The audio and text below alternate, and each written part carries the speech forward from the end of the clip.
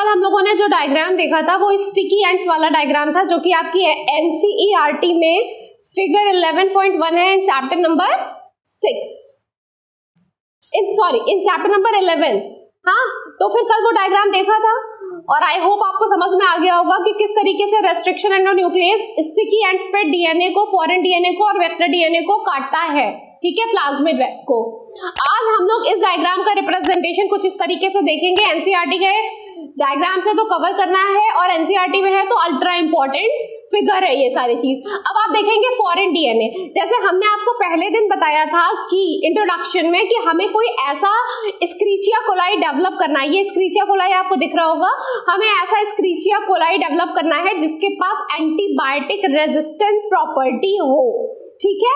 तो हमने ऐसा फॉरेन डीएनए लाया जिसके पास एंटीबायोटिक रेजिस्टेंट प्रॉपर्टी है और इसे हमें एस्क्रिचिया कोलाई में क्या करना है, इंसर्ट करना है। तो ये प्रॉपर्टी ये बैक्टीरिया ले लेगा और इसे रिपीट करके अपनी नंबर ऑफ कॉपीज बनाएगा और हमें ऐसे एस्क्रिचिया कोलाई मिलेंगे जिसके ऊपर एंटीबायोटिक्स असर नहीं करेंगी।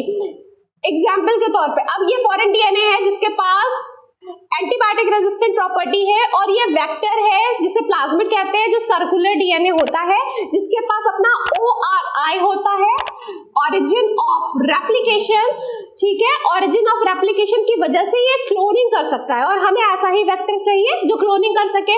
यहाँ पे लिखा हुआ है सेम रेस्ट्रिक्शन एंजाइम या restriction endonuclease cutting both foreign DNA and vector DNA at specific points. देखिए यहाँ से फॉरेन डीएनए को स्पेसिफिक पॉइंट पे काटा गया और वेक्टर को भी स्पेसिफिक पॉइंट पे काटा गया।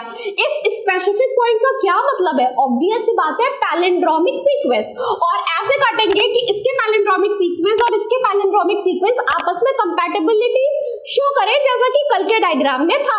ओके, फिर उसके बाद यहाँ से हमने उठाया पैलिंड्रोमिक सीक्वेंस वाला जो इससे मैच कर रहा था और यहाँ पर लाकर के अटैच कर दिया, जैसा कि फिगर में क्लियर है।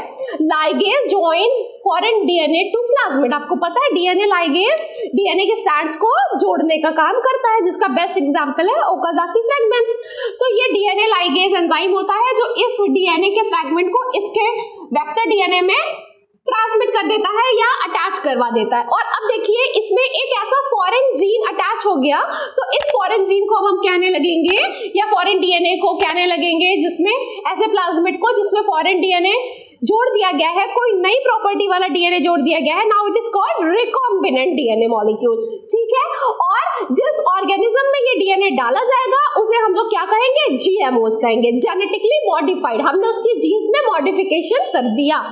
अब देखिए हमने ये वाला प्लाज्मिड जो है इस ट्रांसफॉर्मेशन प्रोसेस के थ्रू या रीइंसर्टिंग प्रोसेस के थ्रू हमने इसमें ये वाला वेक्टर डाल दिया।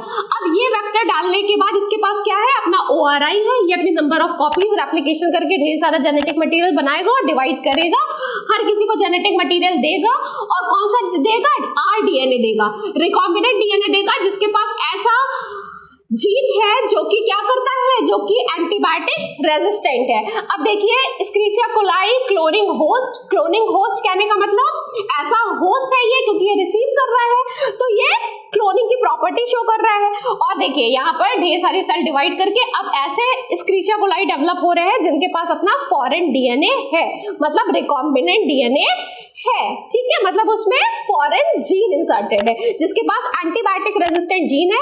अब इस एस्क्रिचिया कोलाई को कितना भी एंटीबायोटिक्स हम देंगे पर अब हम इसे मार नहीं पाएंगे क्योंकि ये जीन इसको प्रोटेक्ट कर लेगा। ओके, बात समझ में आ गई आपको? जहां तक है ये डायग्राम समझ में आ गया होगा और एक बार आप वो स्टिकी एंड्स वाला डायग्राम भी देख लेंगे। क्लियर? यहाँ पर स्पेसिफिक पॉइंट पे कट करने का मतलब ये है कि पैलिंड्रोमिक सीक्वेंस को हम ढूंढ करके काटेंगे। ओके, चलिए ये है diagrammatic representation of rDNA technology. ठीक, rDNA recombinant DNA. Recombinant DNA क्या होता है, जिसके पास ऐसा प्लाज्मिड जिसके पास फॉरेन जीन्स प्रेजेंट होते हैं। ओके, अगर आपको वीडियो पसंद आया तो please like, share and subscribe.